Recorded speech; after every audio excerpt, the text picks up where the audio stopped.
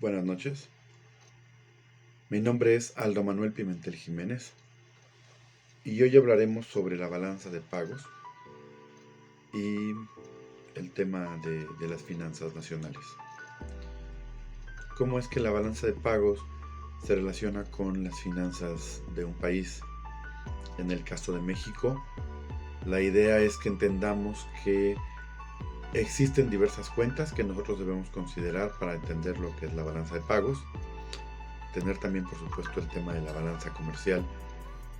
Y por último, hablar de cómo los tipos de cambio impactan tanto en la balanza de pagos como en la balanza comercial. Pero de inicio, ¿qué es la balanza de pagos? La balanza de pagos es el equivalente a las cuentas consolidadas para el caso del comercio y las transferencias que un país tiene con otros países. Es también una contabilidad por partida doble, esto es, cada movimiento aparece dos veces, en un caso como abono y en el otro como cargo. Y esta cuenta se contabiliza en dólares. La balanza tiene dos cuentas muy grandes, la cuenta corriente y la cuenta de capital. Pero como cualquier balanza contable, la de pagos debe cerrar en ceros en todo periodo. Y esto tiene un reglón de cierre, es decir, la variación de las reservas internacionales de un país. La cuenta corriente de la balanza de pagos se refiere a todo tipo de movimientos de dinero que se realiza a cambio de algún bien o servicio, más todas las transferencias que no requieren de contraparte.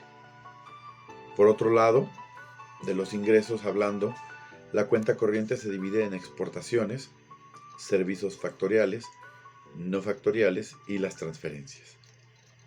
En los egresos tenemos cuentas similares, es decir, encontramos la contraparte de las exportaciones, que son las importaciones, los servicios, etc. Las importaciones representan la mayor parte de las salidas del país, pero también tenemos egresos por utilidades de empresas internacionales establecidas en México y egresos por pagos de intereses de los bonos nominales que emite el gobierno. Hablemos ahora un poco de las exportaciones. Algo interesante es que si el resto del mundo no crece o se encuentra en una recesión, será difícil incrementar las exportaciones. Lo mismo ocurrirá si nuestro tipo de cambio se revalúa, esto es, si por cada dólar corresponde menos pesos. De acuerdo con esto, podemos decir que las exportaciones de un país dependen del tipo de cambio y de los ingresos del resto del mundo. ¿Y qué son las importaciones? Las importaciones dependerán de que haya ingreso suficiente para comprar, solo que ahora el ingreso que importa es el de nuestro país, en este caso el de México. Conforme el ingreso en México crece, tendremos más posibilidades de comprar bienes, tanto nacionales como extranjeros, y por lo tanto nuestras importaciones crecerán. El tipo de cambio también afecta a las importaciones. Conforme más pesos se paguen por un dólar, más caros serán en pesos mexicanos los bienes importados y se sustituirán por bienes nacionales. Entonces, las importaciones del país pueden definirse utilizando dónde las importaciones crecerán conforme el país crezca, y lo harán también conforme el tipo de cambio se revalúe.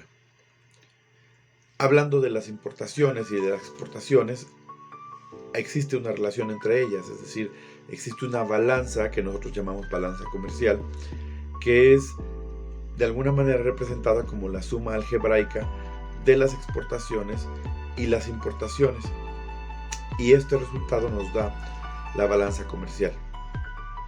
La balanza comercial crecerá cuando crezca el ingreso del resto del mundo y disminuirá cuando el ingreso de México sea el que crezca. Pero, ¿cuál es la relación de la balanza comercial con la economía de un país? Mientras mayor sea la tasa de interés real, menor será la actividad económica, puesto que es más caro producir y obviamente, sobre todo, invertir, porque el dinero que nosotros pedimos prestado para poder invertir es más caro. Esto ocurre porque mientras mayor sea el número de producción de bienes, el número se convierte en un bien relativamente escaso y su precio aumenta. Y el precio del dinero es precisamente la tasa de interés real. Ahora bien, cuando hablamos del comercio internacional, no podemos dejar de lado el tema del flujo de capitales, es decir, como el comercio internacional se da en divisas, monedas perfectamente intercambiables como los dólares, como los marcos, como el euro, como los yenes o como las libras, esto obliga a que si hay un déficit se tendrá que conseguir dólares de otro lado para subsanar ese faltante. Este mercado depende de la tasa de interés internacional. Los agentes económicos internacionales pueden invertir a esta tasa o bien invertir en México a la tasa nacional. La diferencia entre ambas tasas de interés va a determinar el flujo de capital hacia dentro de un país o hacia afuera de él mismo. Estos movimientos de capital se concentran en la balanza de pagos a través de la cuenta de capital. En ella concentramos todos los movimientos de dinero hacia adentro o hacia afuera del país. Ahora bien, ¿qué son los tipos de cambio? Es decir, cuando hablamos de este intercambio de divisas, hablamos de el precio al que pagamos estas divisas. Hay tres tipos de tipo de cambio: flexible, fijo y mixto.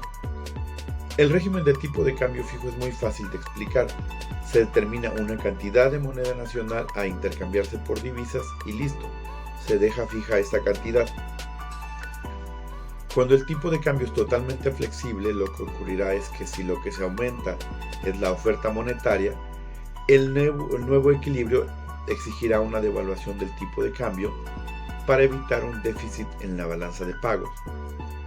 Es muy normal que un incremento en la cantidad de dinero provoque una devaluación, puesto que lo que estamos haciendo es que haya una mayor cantidad de moneda nacional mientras que la moneda extranjera no ha cambiado. Ahora, bajo los regímenes de flotación sucia o de deslizamiento, lo que tenemos es una combinación de flexibilidad y rigidez que permite disminuir el costo en reservas internacionales para nuestro Banco Central y al mismo tiempo evitar los riesgos de una movilidad exagerada del tipo de cambio, que resulta muy costosa en términos de credibilidad gubernamental.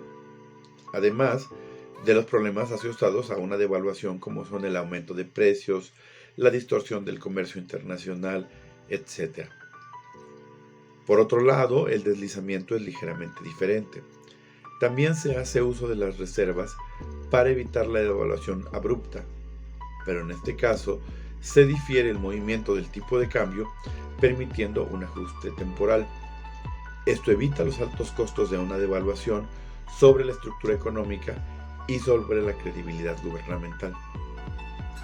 Por último, para revisar cuál es la calificación de riesgo país de una nación, lo que consideramos es que un país puede no ser confiable porque el gobierno no es estable, porque interviene frecuentemente en el mercado, porque expropia fábricas, etc. En esas condiciones se dice que existe un riesgo país que varía dependiendo de la gravedad de la situación política, principalmente.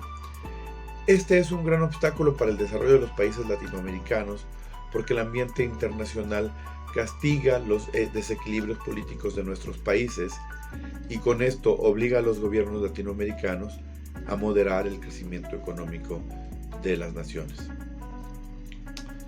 Toda esta información se extrajo de la antología de 2021 de la Universidad IEXPRO.